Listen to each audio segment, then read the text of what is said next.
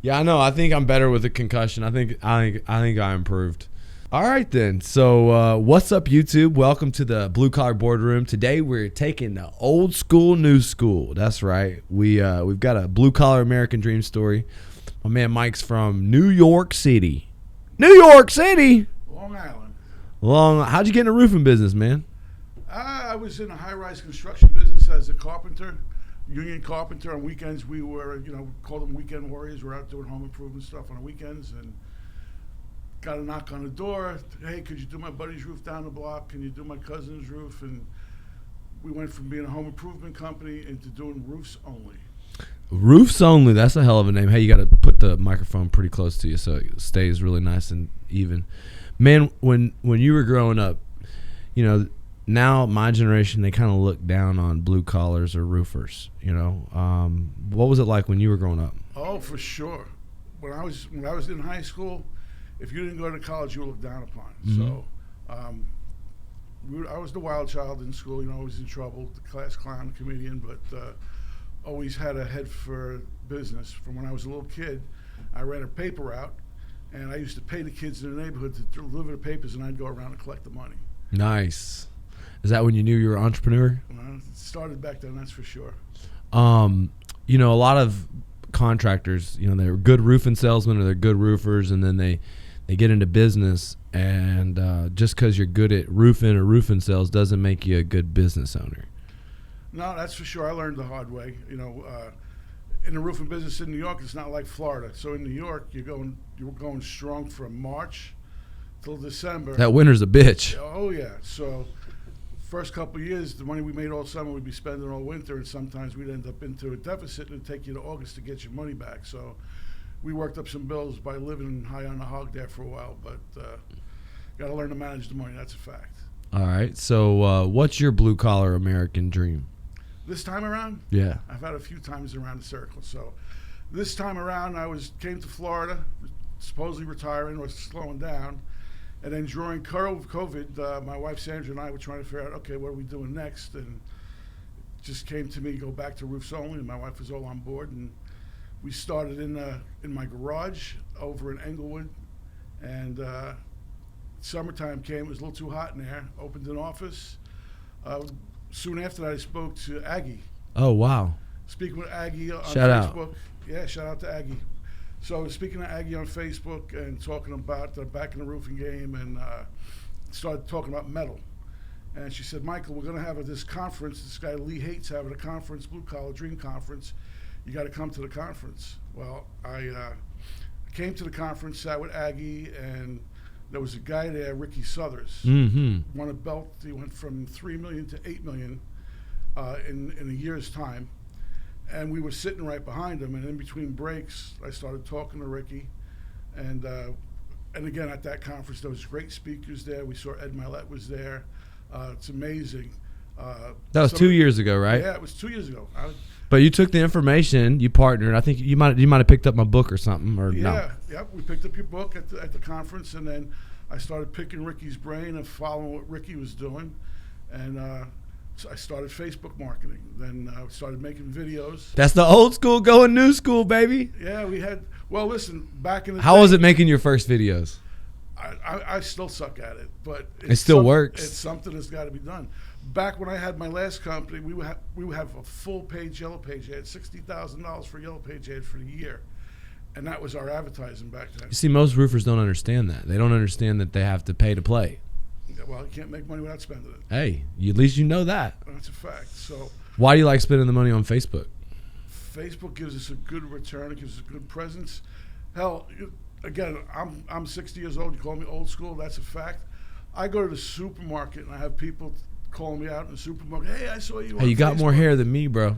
Yeah, I definitely got hair. That's for sure. So Facebook and advertising is the way to go, and started building leads. I was lucky and fortunate to be able to build a team. Then this year I went back to the conference again. I figured, hell, I learned a lot last year. I'm going to try to get a little bit more knowledge. While I was at the conference, I saw Ricky. Didn't get much of a chance to speak to Ricky, but I spoke to one of his guys, Raphael. Oh, man, Raf's awesome. I met him during the conference, and so we went from following your system from afar, And following Ricky, we went from 1 million to 8 million last year. Okay, and then before the storm, we had a storm Ian come and hit us. Before the storm, we were doing about 12 roofs a week, and we following the metal market. We think metal's the way to go, and we were doing about 12 roofs a week. 8 roofs were metal. Man, that's something else right there.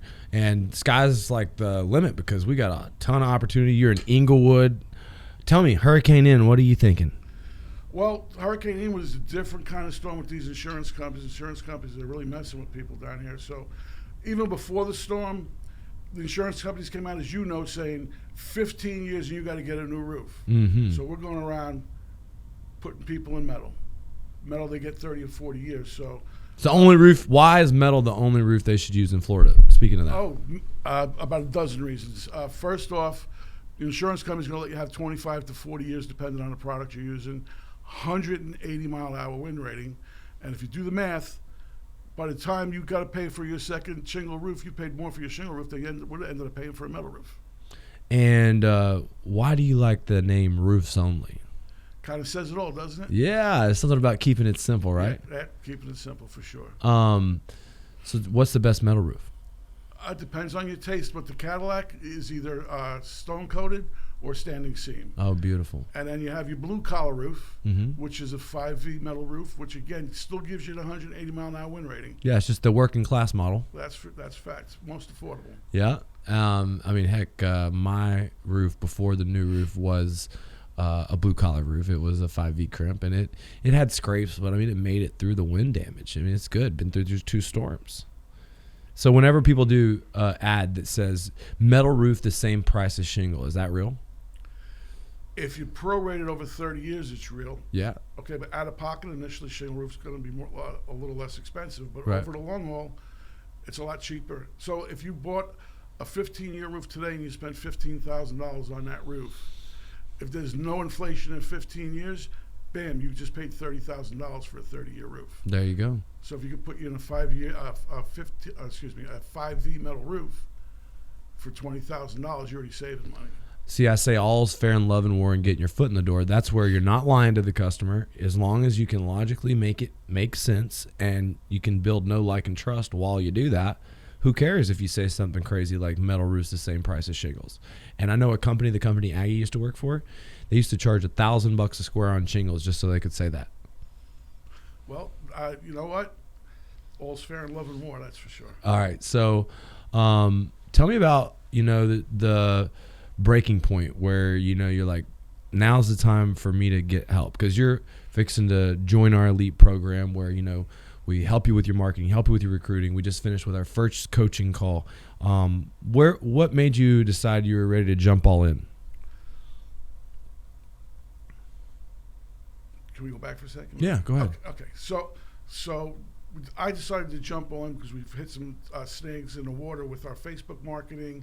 We're growing at a rapid pace. I'm not trying to reinvent the wheel. I'm in my 60s.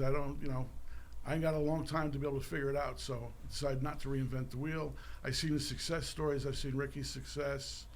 I've seen some other guys' success that I've been watching. So it seemed like a no-brainer. It is a no-brainer. And a lot of these guys, they have a hard time. Doesn't matter if they're new school or old school, doing what you did, which is make that investment. Now, I'm not the cheap coach.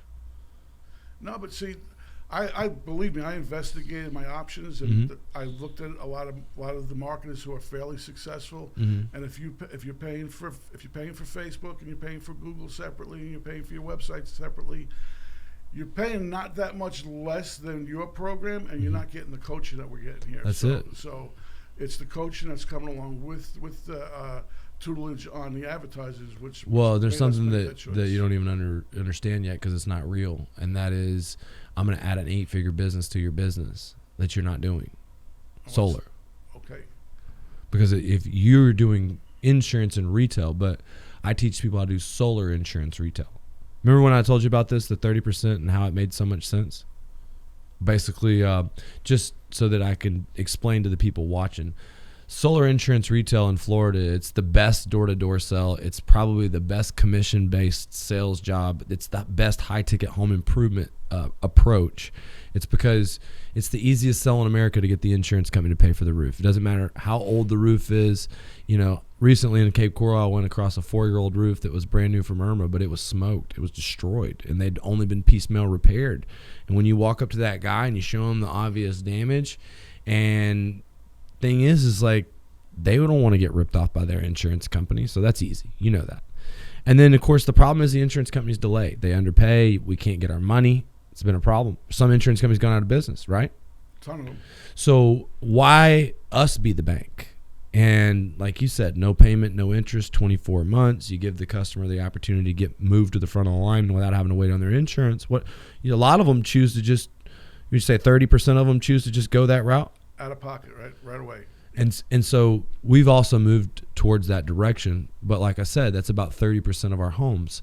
The real game changer has been when we go into a neighborhood where they've been door knocked 20 different times. We're like, hey, what's going on? Leehaight or RCA? I'm not interested. I already got a guy. Look, did your guy tell you how you may qualify for 30% tax credit on your roof? No, he didn't. Well, he didn't tell you about the Inflation Act and how they're going to pay for some of this stuff and how you're going to get free money from Uncle Sam. Well, do you pay taxes? Okay, great. Did I catch you at a bad time? I'm the second largest local roofing company, and I'm here right now. Look, there's a lot of roofers out here, but we have something that's a little bit different.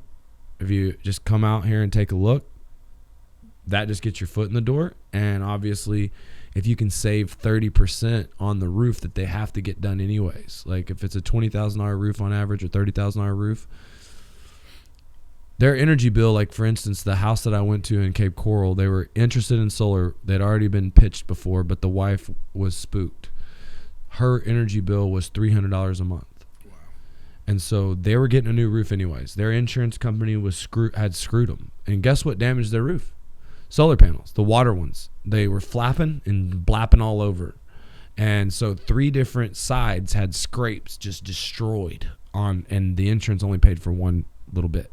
And so I showed them how it was all damaged, said we could get it replaced, took their power bill, $300 a month, said we can get you for $250 a month on a fixed payment. And the money that you save is really going to be when it's $350 a month, $400 a month. You see this FPL announcement that they're doing raises. Well, they even had this other company that charges way more money, 20 cents per kilowatt hours, out of this world for power. So basically the way it works is that customer can get a $40,000 solar job on top of their $20,000 roof, $60,000. They can keep the insurance claim check. They can roll it into one loan, and they can get a rebate on both of our tax credit, and that would be a $60,000 tax credit times 30, which would be $18,000. So if they're W-2 employees, that's in the form of a check. Now, they got to pay that amount of money in taxes, and it may not be. It may take them a few years, but the tax credit's good for 5 years. And if they have a lower payment for the electric bill, if they have a fixed payment, then solar makes sense. It's a way to hedge inflation. It's a way that they can own their own power. And when you learn how to do that, you're selling a $40,000 product instead of a $20,000 product, a product in which you make $10,000 instead of making $5,000. And then in the end, we have a partnerships where all you do is sell it. And for me, solar has been a big game changer, but it's the biggest opportunity of where I can go in the future because I'm a baby in that game. And in the roofing game, you know, it's crazy too because some people are interested in solar and they have an old roof. And do you know what solar guys do to people? No. They rip them off. They install solar panels, brand new solar panels on shingles on a 7-year-old roof or older. Anytime that you ever have that happen, basically the solar sales rep doesn't know how to sell roofs because if they did, they would have rolled it into one payment, explained that they could get 30% in a tax credit, and maybe they'd have looked for storm damage and they'd have ran the solar insurance retail hustle. But if you don't know how to do it, you're missing out on that whole angle. Yeah, especially with the 15-year insurance thing. So now if they're 7 years, in 7 or 8 years, they're going to have to take that solar back off and put it back on again because they're going to need a new roof in 8 years. Plus, it gives your sales guys what happens after you've been knocking doors and there's all these other guys knocking doors and giving estimates. You feel like the neighborhood's already got. You feel like it's territory that's already been established, that it's hard to go back. Well, everyone that's already got a roof is an opportunity to sell solar. And everybody that's waiting on a roofer, right? There's a lot of them. No one has been given the roof solar combo pitch. So if you catch somebody that's interested in this and they're waiting on a roofer, they will fire that roofer so fast. And, you know, it just depends on if there's a down payment or, you know, how much the down payment is, or, you know, if you can get them to just go with you instead, even if they've already signed a contract. But there's a lot of that going on. You see any of that? You flipping any contract? No, we're not seeing. I haven't seen any solar up where we are. No, I'm talking about people that are signing up after the hurricane, but then you're coming along because their roofer's not there, and then you end up signing them up, and then they're basically. Well, right now with the tornadoes up in the Midwest and the hailstorm over on the East Coast, a lot of roofers are leaving at this point. So we expect a lot of that to be coming around. Yeah. Yeah, I mean, look, they've already not been knocking doors. Like, you know, what's your idea of doing a six pack, you know, instead of a street knocking doors? Like, we're trying to get 50 door knocks per guy per day, and that we're trying to create that as a standard, that they get to 3 or 4 kitchen tables through self-generated leads every day. And how bad do you want your dream? And then, like, making them purpose-based selling and teaching them the mechanics and really just working the goals back from what are you trying to do? This is how much you have to do a day. This is how much you have to do a week. This is how much you did today. This is how much you did this week. It's like numbers don't lie. No, that's how when we bring in potential salespeople and we ask them what they want to make, and then we break it down backwards. We put their number up, and then we say, this is how many leads you got to run to close this amount of deals for you in order for you to achieve it. So we have not been big on door knocking, but it's something we're going to be implementing again. Well, it's good for a company like a sales guy wants to come work for you because you got leads coming in all over the place. You learn the marketing system. Yep. You got these metal roofs where you're offering upsell. So you got to have some sort of a secret system. What's the secret sauce for, you know, upgrading a regular roof to a metal roof? The secret sauce for upgrading from a shingle roof to a metal roof is just breaking it down and educating the customer. They don't realize that in 15 years they're going to pay for their roof twice, and they could have got a metal roof less out of their pocket. We educate them on the fact of financing, where we could put them in a 24-month no-no, which is no interest, no penalty, no payment for 24 months, and give them time to fight with their insurance company or figure out their finances before they actually have to pay for their roof. So it's 2 years without a payment. And then how much do people like the look of them? People love the standing seam roof, and then we have the blue-collar people who are looking for the 5V roof, where it's practical for them to have it, but they can't afford the standing seam roof. Mm-hmm. And then we have the tweeners, people who get confused. They want the standing seam roof, but they don't think they can afford it. We'll also present the financing to them as well. Beautiful thing about that, brother, is how you explained you sold it. And it's like when you're mapping out and you're educating a customer, you have to have a presentation where you go over the cost of a roof. Walk me through that. So we have a good, better, best presentation. Okay, mm-hmm. So we work it backwards. We give them the best price first, the better, and then the good price last. I like that. It's kind of like McDonald's and supersize and stuff. So we give them their 3 options. The most affordable option is the one in the middle, and it's usually where most people end up going. Right. We give them the high price first. We talk to them about a Cadillac. You want to drive a Cadillac? You want to drive a Mercedes? What's a Cadillac? Galvaloon, standing seam? Standing seam and stone-coated steel would be the Cadillac. Mm-hmm. The 5V would be the better roof. And then the shingles. And then the shingles, okay? Okay, nice. So we're selling 2/3 metal shingles. We're the fastest growing. So you sell a lot of blue collar roofs then? Yes, sir. So tell me the secret to selling the blue collar roof. It's reverse selling. You just give them the high price first, then you give them the middle price. You're teaching me some shit right now. What's the right price for the blue collar roof? Good question. Good question. Well, as you know, in roofing, it depends on so many factors, right? Right. So it depends on your. Can you do them for $1,200 a square? You can do anything for $1,200 a square. Can you make money? You can make money doing metal, a lot more money doing metal roofing than you can doing shingle roofing. Right. All right. So, how do you cut your costs down? How do you make it to where the guys that sell the job can be competitive and beat them in pricing? We have all of our metal installers are in-house. Oh, nice. All of our own metal roofing. Nice. So we're able to purchase at a good price, monitor our guys. We're not paying subcontractors and paying them to have a profit. We keep our labor in house. Oh, beautiful. So that being said, what do you think your biggest challenges are going to be hitting your goals this year? Our challenges are right now is advertising. Okay, marketing, bringing in the leads. We were doing really strong before the storm, and then, as you know, we had a huge influx of out-of-towners coming in here and them dumping money into the Facebook marketing. Made it hard. It's made it hard. We're a hotbed right now. So homeowners are tired of having their doors knocked by 30 guys. They're tired of all the marketing going on. And they're paralyzed right now by the insurance companies, because insurance companies, you just tell them, do not, under any circumstances, get involved with a roofer. We're gonna take care of you. And in the end, they end up getting screwed by their insurance company. They're sitting there, don't know what to do.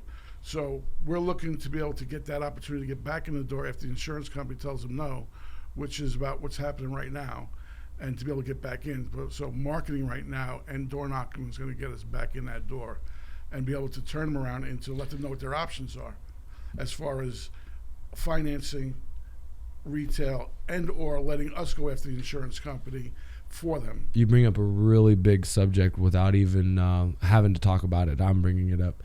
You're local. We're working the same market. I'm fixing to help you compete against me in the marketplace. I believe that the man with the best message wins, and being different is better than being bigger. So you've got a lot of things different than me and a different message. Now, was it hard for you to come to someone in the same market? Did you think there would be a conflict of interest? I thought there might be a conflict of interest. That's fair. I thought about it and ran around a few people and asked their opinions. And again, Ricky Southers and his group of guys are really, I found to be really trustworthy guys. And I spoke to you. After speaking to you, I felt confident that we could work together. Yeah, and the big thing is that, dude, with your success, it's my success, because I want to see you go to 20 million and beyond. The reality is that one day I want to have these guys, every single person that builds 8-figure companies, have the opportunity to cash 8-figure checks. You know, it's crazy. The banks and private equity in our businesses. You know, do you ever think that banks would be trying to buy roofing companies? No, they did not. What do you think about that? It's awesome. Blue collar is the way to go. So when I was in school, we touched on it a little bit before, if you didn't go to college, you were looked down upon, okay? Nobody ever thought it was possible for a guy, an auto mechanic or a carpenter, to be able to be successful and be able to become a millionaire. Well, that is even in a town like New York, dude. I mean, you think about it, like a guy like Trump does kind of embody the city, don't you think? Absolutely. Do you know his family story? Yeah, sure. Are they white collar or blue collar? He started out blue collar. His father building buildings. He bought the property, built the buildings himself, and then became a financial success. And then Don came in the background and perfected it. He also built 2,500 single family homes. Yep. 2,500 is a lot of a lot of new construction. Well, I grew up in Levittown. Okay, so Levitt had a model. There's a Levittown, Long Island. There's Levittown, Pennsylvania. There used to be a Levittown, Florida at one point. So wow. So he was a tract home builder. Oh, he's a tract home builder. So if you go to Levittown, there's like 3 style houses. It's all Trump. They start out with a ranch, a cape, and a colonial. And they always say, if you want to go broke, then build for the rich people. If you want to get rich, build affordable housing. I never heard that. You never have heard that? No. So I'm reading The Art of the Deal, and he's talking about in the book that he didn't have the stomach for doing what his dad's job was. Like, because in apartments, in the areas where he had apartments, were they in the like super high ritzy areas? His dad's apartments were in the outskirts of like Queens and Brooklyn. Were they kind of rough a little bit? They were lower middle class, but they weren't low class. But they were lower middle class. Yeah, they weren't Section 8. No. But they were blue collar. Blue collar. And he, in The Art of the Deal, it talks about how he didn't like to go door to door to collect, because basically they had to send Bambinos to the doorstep with baseball bats. Yeah. I actually worked on Trump's first job. Really? Yeah, he bought the Commodore Hotel in Manhattan. That was his first deal. And the construction company that I was working for at the time, we did a lot of the remodel in that building. Oh, tell me about that, man. Tell me, what were you doing? That was carpenter. You were the carpenter, huh? Were a union carpenter? I was a union carpenter doing concrete. And so this all started with, this is the thing that people think they can't work with their hands. But you become an entrepreneur, you started with your hands, you know? And at this time, you were making a good wage working with your hands, right? I was making $1,000 a week back in the 80s. Ooh, there you go. Early 80s, which was good money back then. Oh, yeah, absolutely. It was good money. And then we turned and worked weekends. We called ourselves Weekend Warriors. We were doing home improvements on the weekends. And then eventually opened up a home improvement company. And from there, it evolved into doing roofs. It's funny, you know, like Trump's kids, they grew up on a job site. And they're not afraid. I think they knew how to run like a bulldozer before the age of, like, I don't know, 14 years old or something, you know? It's like, if like rich families like them are not afraid to get their hands dirty, why do you think that, like, the generation of millennials, Gen Y, all the people are so afraid to get in the trades? Spoiled. They're raised that working man is beneath everybody else and need to get an education, which I think is actually evolving today. I think college and stuff, education, if you want to be a doctor, you want to be a lawyer, you want to be a physicist, if you want to go to school to be something specific, college is a great means to do that. But a lot of kids, parents pay for them to go to college just to take up space, right? They're trying to figure their way, spending hundreds of thousands of dollars to go to college. Can you imagine if they took those hundreds of thousands of dollars and put them into helping them open up a business? High school and school today, they don't teach you how to balance a checkbook. They don't teach you how to make a living. They're teaching you a bunch of useless information. No, they want you trapped in debt. They, yes. You know, I don't know who come up with the element. Well, I know it was Carnegie, and they built the education system to be factory workers, a way to get a bunch of factory workers, you know. That was brainwashed from an early age. When I was in 6th grade, which is a long time ago, yeah, I had a school teacher, Mr. O'Connor, and he used to tell us, stop watching the boob tube. Okay, he said back then that they're brainwashing you and training you to be the way that they want you to be, and the theys are the Carnegies and you know, all those people that they control the wealth in the country, and they're trying to get people not to be able to make millions of dollars. Let's call it the white collar machine, and that's what our conference coming up this time is about. It's like blue collar versus white collar, and really, if you track it back, I'm reading a book, and it's about how. Do you know what quantitative easing is? No. So the Federal Reserve, whenever the recession hit in 2008, just printed money to get us out of recession. And what they did was they just gave money to banks to invest, to make risky investments. And quantitative easing means that not only did they pay 0% interest on this, but they did negative interest. They were paid to make risky investments. And it's all coming to fucking... Yeah, they were giving some of those bankers golden parachutes to get out. They were giving them bonuses. Bankers, tech companies, insurance companies, whoever's in with the Illuminati. And you know, you think like Republican, Democrat, but they're on both sides of the fence. It's the same. If you look back, Democrats were originally what Republicans were originally Democrats. If you go back and look at way back, they've kind of switched roles today. Yeah, it's crazy.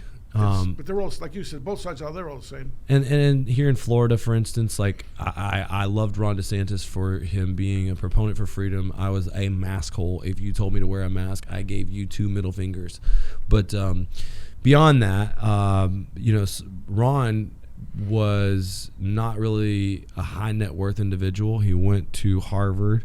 He, of course, was in the circle of all these people, and inside of the Department of Justice, like, as an attorney for like these naval units, he's dealing with all these like government high up folks, and he comes out with a low net worth of $300,000.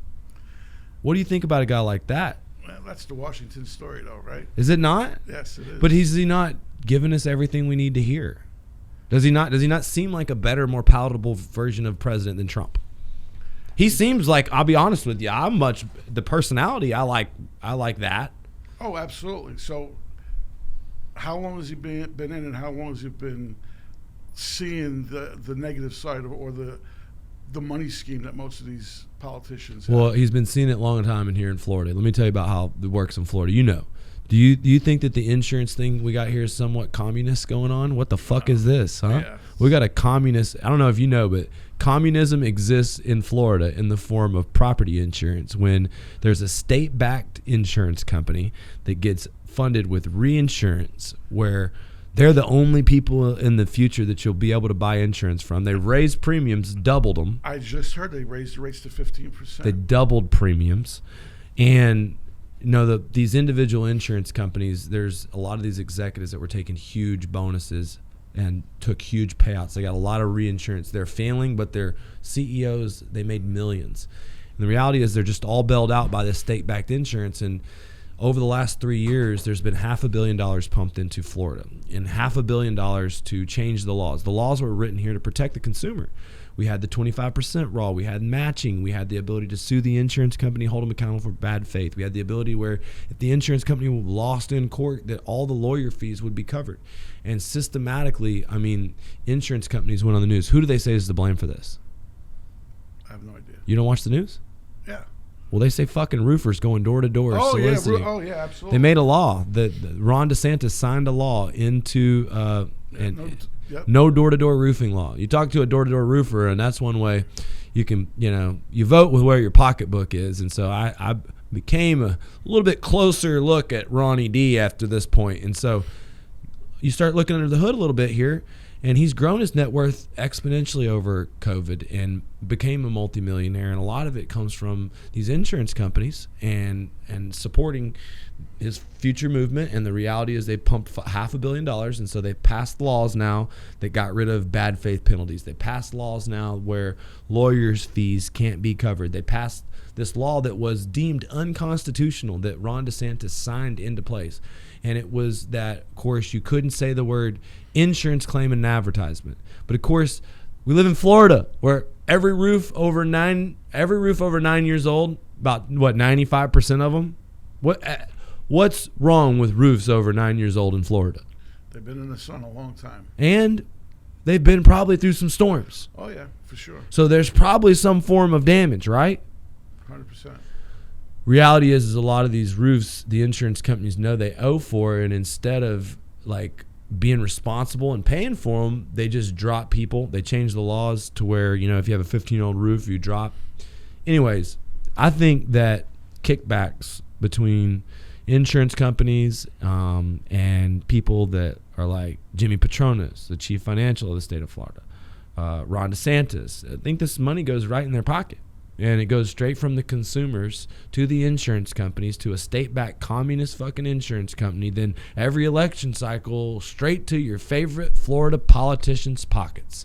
And it started with Rick Scott. That fucker, he ran hospitals and got fired for running overcharging insurance companies. Then he got in on the take. They're like, oh yeah, you know how this shit works. Let me get you in on over here. And next thing you know, he's on the board of Heritage Insurance Company, which is actually my insurance company that's going out of business now. But even though their executives were paid $17 million bonuses in 2018. Well, so they've turned around. They've scared all the homeowners into convince them not to talk to roofers. That no, don't sign a roofer. We're going to handle you. They want them to go independently to the insurance company, and the insurance company. They don't understand what the components of a roof are. So the insurance company tells them, oh, we're going to give you an architectural shingle roof, and we're going to pay you $300 for argument's sake for the roof. Well, they didn't give them the underlayment. They didn't give them the drip edge. They didn't add for a ridge vent. And the homeowners are coming up with maybe a third of the money that they need, but they don't know any better. And then we come along and give them a price after they decide to take the money from the insurance company, and they're stuck with, they have half the money they need to get their roof fixed. Hey, look, the roof is a fucking zero-sum game in Florida, and it's a good place to be a roofer because they're either damaged by the storm or they're getting old and cooked and baked by the storm, and you have to replace the roof every 15 years. Energy's expensive as shit here. There was a $7 billion injection to the infrastructure. all the power poles gone back to like concrete power poles. That shit was expensive, and they passed those costs along to all the people here in the state of Florida. Plus, you got everybody moving to the state of Florida. There's an energy deficit, all the electric cars, and the fact is that they can't create enough power for everybody. And solar is the easiest and best way to create power. So they've announced all these price increases, but solar is definitely making sense in the Sunshine State. I heard that if you don't use all your energy, they're buying some of it back from you. Yeah, and that's how net metering works. And that's why when we sell it, we don't sell it as solar. So we knock on the door. Hey, what's going on? My name's Lee. I don't know if you heard about what's going on, but we've partnered with the state, and there's an energy deficit going on. All these electric cars, all the people moving to Florida. I don't know if you've noticed the rising cost of your power bill. Well, it's because there's so many people on the grid, and there's been a $7 billion infrastructure, like all these hurricanes. I don't know if you've seen the concrete poles. Well, they're passing that expense along to you. And I'm just coming by here because we've partnered with the state. There's such an energy deficit that they want to rent your roof, and I'll actually cover the cost of installation for it. But has anyone ever talked to you, done a free energy evaluation and seen if solar made sense on your home? No. Well, look, it's pretty simple. All I need is a copy of your power bill. Now, most of them don't say no. Most of them say, someone's already been by here. And you're like, why didn't you do it? Was it because you were worried about the expense? Was it because you thought that green energy was some sort of political deal? Or was it because that he just didn't give you enough information, or you were just concerned? Because look, I'm a little bit different. I'm a roofing and solar guy. We don't sell solar to someone that it doesn't make sense to. As a matter of fact, we warranty the solar with our roof for life. And we also guarantee production of the panels. Look, all I need is a copy of your power bill to do the valuation. You don't know if it makes sense or not. You don't know if you're a good fit or not. Each person is different. I have to see how much energy you use, and the way it works. Net metering, what you're talking about, is every bit of excess energy that you create on your rooftop, you sell back to the grid. Why? Because they need it.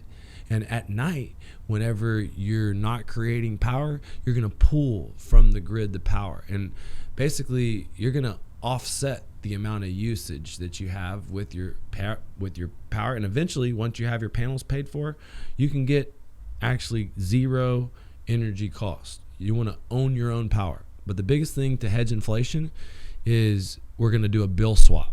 We're going to swap the long-term mortgage with your power company that you have. See, because over the next 25 years, you're going to pay $150,000. It's a long-term mortgage. And you see how it's like selling a metal roof? Mm-hmm. See, the thing is 5 years ago, do you know how much you were paying for power? You were paying probably like, a lot less. 10 years ago, even a lot less. It's probably gone up 6 to 10% a year. Last year, over the last 2 years, it's gone up like 15%. So the thing is in 5 years, your $300 power bill is going to be $400. In 6-7 years, that shit might be $500. Well, if I can lock you into a $250 payment, I can save you money now. But when in the future you're paying $500, I'm saving you fucking $250 a month. And you're putting that back towards your mortgage. You're paying off your home faster. And eventually, not only are you going to own your own panels, but you're going to have your home paid off faster with all the extra money that you created with your panels. Now, you want to know the best part about going solar? Uncle Sam's paying for a lot of the cost. This Inflation Reduction Act covers 30%. So here's the panels. They're $40,000. Now you pay taxes, right? You're going to get to incur this tax credit over the next 5 years. So it's 30% of the $40,000. You'll get $12,000 in tax credits. You'll have a fixed payment. It will never grow. You'll hedge the cost of inflation. You'll cover this. Now, the reason why you got to do this right now is because it'll never be cheaper than it is right now.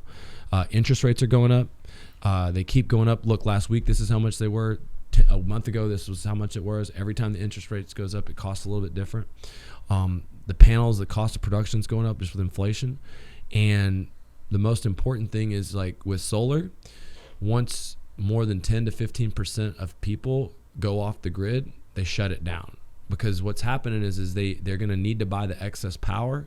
But once they got enough of the power covered, not everybody's going to get to go solar. There's actually areas in Florida that are cut off from going solar because too many people have gone solar.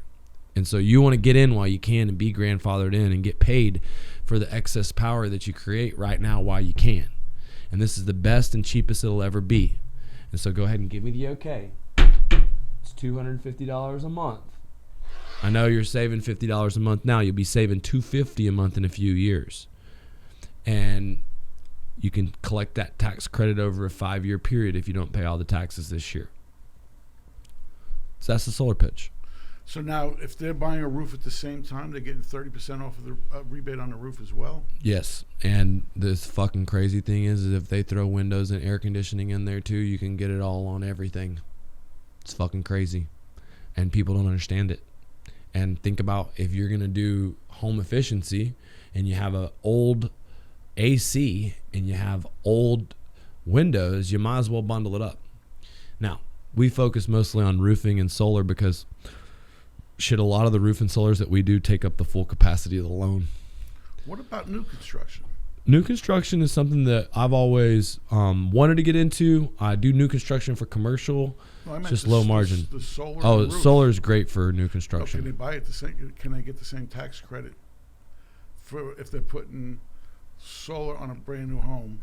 If it's their new house and they own the house, you can't get it on an investment property. So if it's a builder trying to sell the house. No, I'm talking about a homeowner, like building a house. Yeah, it's perfect for new construction because it's fresh for a new home. It's perfect at the beginning of a home. So for new construction, it's perfect. Like if you have any type of relationships with new home builders, that's what I'm thinking. Then you can easily get them, but you'll have to, of course, cut them in on the deal, make them sort of a sales agent, give them a commission for it. But then essentially you're making their entire book of business.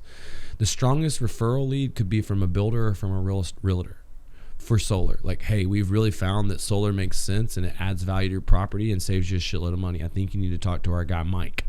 It's important to go ahead and address this at the beginning when you just move into a home.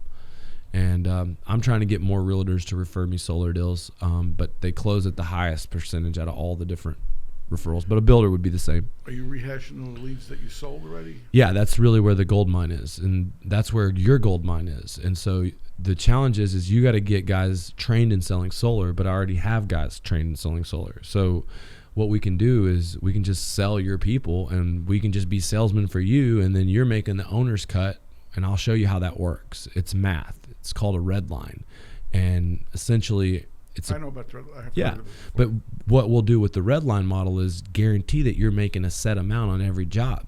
So it doesn't matter if I sell it or if someone else sells it. You don't care. Nope. You're making the same amount. So the goal is to make your team all the setters, to make them set the appointments. The way solar is learned is kind of like a retail metal roof. If I'm going knocking doors and I'm just trying to sell retail metal, it's probably smarter for me to get maybe 30% of the commission and then work with one of your best closers and then be like, look, dude, I'm going to go in the neighborhoods where we've built metal roofs and I'm going to set you up with some badass appointments. And I'm going to really make you seem like a bad motherfucker. And then you're going to come in here and close the shit out of the deal. And I'm going to get 30% of the commission. And with solar, people don't care about being setters. Sometimes people are like career setters. They just go out and set appointments and let other people close the deals for 70%. Now, solar closing deals, it's got its own challenges, because people, they buy, then they go on the internet, they Google it, they change their mind, they've took a big loan. I'm sure sometimes people decide they don't want to spend the money that they took the loan out for. It doesn't happen that much on roofing. It doesn't happen on the retail. We've lost a few jobs. It just doesn't happen on roofing that much. In insurance, we get solar happens more than it does because it can be like if you don't sell it right then you lose a very high percentage chance of selling it. When in roof you don't sell, they still got to do the roof, so you can go back and you can sell it. Solar is something that is a want, not a need. They want to save money monthly and lock in and take advantage of the tax credit. They don't need to. Roofing, they need to replace their roof. Their roof is fucked. They either need to replace it because their insurance dropping them or they need to replace it because they got a claim. That's why working the two together is the perfect yin and yang. The roofs get you to the solar. Sometimes the solar sells your roofs. So you want solar, you want to network with solar companies, give them a roofing red line. Like for me, what I'm going to be talking about off camera is what kind of red line we can get for turnkey metal.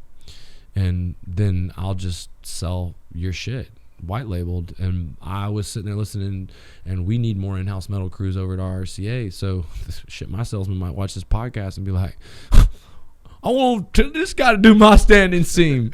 Oh, Lee's over there's got too many. But that's what happens. Success creates new problems. We got a lot of different things are going on, and I'm getting all that lined out. Bought my first machine and getting things lined out. Just started this week, but What kind of machine did you buy?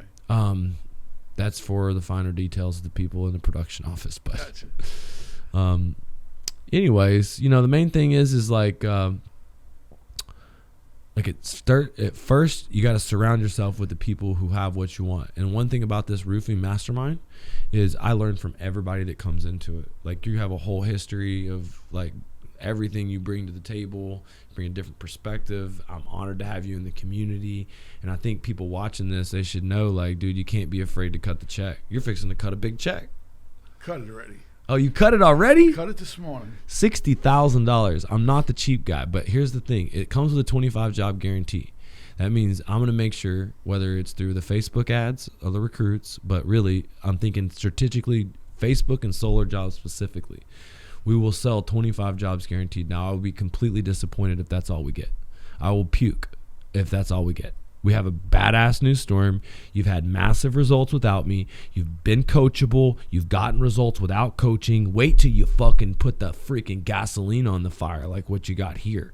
It's going to be off the chain. Guys, and this guy's got leads off the chain. He's locked in, and this is the best market to be working across the country. Now, a lot of times I got 100 plus salespeople. You might get lost in the sauce of my company. He can give you time and attention, mentorship, and he's in my program, so he's got exactly all the tools and resources that I do. How can somebody watching this connect with you? So you can reach me on my cell phone. That's 941-740-2876. You can call our office at 941-456-7100. You can find us on Google. You can find us on Facebook. Hit us up if you want to work with the fastest growing metal company in Southwest Florida. Give us a call. And we about to kick some major ass together. We're going to be doing turnkey roofs together, RRCA and roofs only. And dude, I think we can get to 20 million bucks. I mean, you did close to 10 million last year, right? We sure did, yeah. We're doing 20 a month right now, 20 roofs a month. And so are you on pace? What are you on pace for? 24. Damn. Look at you. If things stay well. Well, I got to do better than we got to elevate you here. And the main thing is, it's not about what you sell, it's about what you make. And it's about being able to retain people and keep them moving in direction and ride the wave. You need to ride the wave. There's that bell curve aspect of it where, we're going to the peak of the storm and we're going to be able to ride it, but then we're going to have a downward cycle, and we're going to have to maximize our marketing and sales and profit on that downside, and then also take what you can, and when pop-up opportunities happen, send your teams around to go make the most of them. Yeah, the good news for me is we have, over the past year, we've been able to get a really strong team. We have a core group. We have Don in sales. We have Gustavo in production. We have Sylvia in production. And we have a strong group. That's awesome. And some strong leads. Read the book, making the videos, creating the Facebook leads. You got the brand. You're getting 20-something a week. And so, guys, this is really something that people always surprise me. It's like, everybody's watching the content thinking that the age generation is probably 18 to about 38 years old, the guys that are really engaged to becoming the new age entrepreneur. But here you are. The fountain of youth is staying checked in, right? Absolutely. What's the fountain of youth? Fountain of youth is getting up every day and just going after it. And, staying hip to everything that's coming up the pipe, and you've been to 2 of the conferences, you've read my book, now you're taking the action, getting involved. And, we've had a lot of success with every different type of entrepreneur. But one thing that tells me that you're going to be successful is that you took the action, you read the books, you made the video, you did all these things to get to this point without me. Now, sky's the limit. And we're excited. We're bringing in 80 to 100 leads now a week, and we're looking to double that. All right. Hell yeah, guys. So comment below if you want to get with Mike. But I just want y'all to know, I appreciate everybody. Look, we're going to be bringing more blue-collar success stories just like Mike. This guy started as a union carpenter, and everybody out there from Wall Street, they want you to think that you need to go to college. But the truth is like, man, there's so much information on the internet. You talked about the evolution. We live in this information world. If you can't educate yourself and you can then connect with the people. That's what I love about the social media and this community is that, you connected with us in person twice. You were able to meet key students and get really comfortable before you had to cut the check. And look, that is the most important part of my growth. I cut the check for a coach for the first time. It was 7 years ago. And then I kept cutting the check. I got to cut the check today for one. I cut the check last week for one. I bought 3 different of similar coaching packages for a total of about the same amount of money, $60,000. And literally, I'm paying them all as I go. Like right now, is it boom, boom, boom, boom, boom, trading money. And a lot of the resources here are all going to be used to fund the conference, because right now I'm in huge conference raise funding capital mode. We got Dave Meltzer, Wes Watson. Dave Meltzer is a guy who built a $100 million fortune doing real estate development and lost a lot of it in the crash and had to rebuild. He says he made his first $1 million back in 3 hours from being broke. But he's a really cool guy. He learned business from Jerry Maguire, and he has this big successful sports agency. He's partnered with Warren Moon, but he's a really cool guy. Because I always thought before I was a roofer, I wanted to do some cool Wall Street job, like be a fucking sports agent, okay? I didn't turn out to be a sports agent. I partied too hard. But that being said, then we got Wes Watson. Wes is a character, and he was in prison. He did a 10-year prison stint, and he was, in prison. Like a lot of times you think, like, I got this program, man. I'm not gonna lie. 5 years ago, I met this kid. He was in a kitchen, and he was an hourly employee, but he got out of prison, and he had a lot of potential, and I knew it. And I taught him the business, and he sold $5 million for me over 5 years and brought in a bunch of his guys. He has his own company now. He's a millionaire. So I have this program, Cons to Contractors, for reformed individuals like him. And so Wes is one of those guys. He got out of the penitentiary, and he already had a social media following, and he made a lot of money, and he's became one of the most influential coaches, and he teaches people how to be disciplined and get in good shape. He's a big fitness guy first. He gets up really early and does his fitness first. But he's a social sales king. He knows how to create content, viral content, and sell a service attached to that content. And really, you could complicate it as much as you want, but if you're going to go back and make money in 2023, it's like, I'm going to create content, and then I'm going to sell a service based off that content. Wes is a fucking expert at that. $18 million a year that he does in coaching. Wow. And he got out of jail whenever I was doing social media before he started. And it's like, damn, you're beating me like that? So I had to hire him as a coach. I had to put him up on the stage. And it's fun to learn from someone who's come from a dark place like that. Then we've got Nick Santasano, who's one of the most motivational, best speakers. I've seen him on Ed's show. He's awesome, bro. And I think he might really surprise everybody as the most motivational. He has, one arm, but really he's a part of a mastermind that I'm a part of, Myron Golden. Myron was everybody's favorite speaker from that 1 year. I know Myron. And so me and Nick are really basically I have a friend. He got paralyzed in a jiu-jitsu accident before the last event.